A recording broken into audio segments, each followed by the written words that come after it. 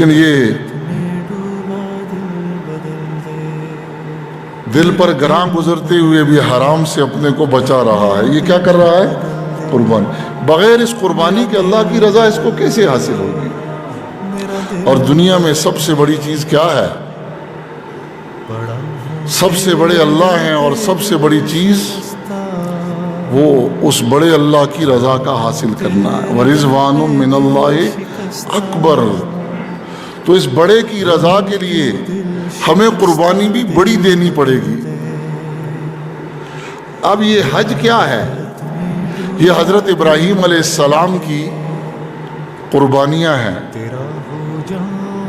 حضرت ابراہیم علیہ السلام کی قربانیاں ہیں جو انہوں نے اللہ کو راضی کرنے کے لیے پیش کی ہیں.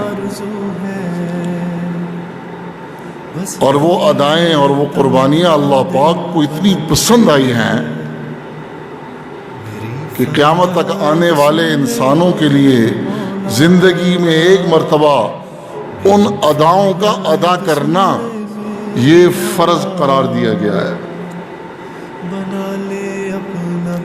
حج سارا ابراہیم علیہ السلام کی قربانیاں ہیں، اور یہ قربانیاں مجھے اور آپ کو بھی دعوت دیتی ہیں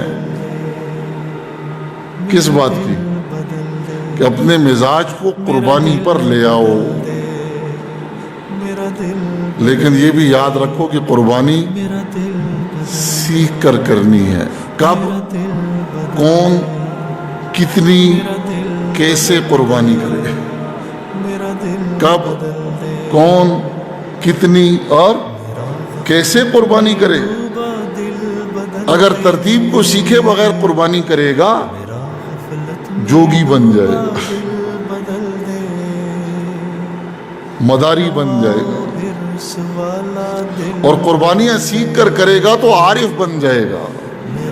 اس کو اللہ پاک کی معرفت نصیب ہوگی، اس کے ایمان کے اندر طاقت آئے گی.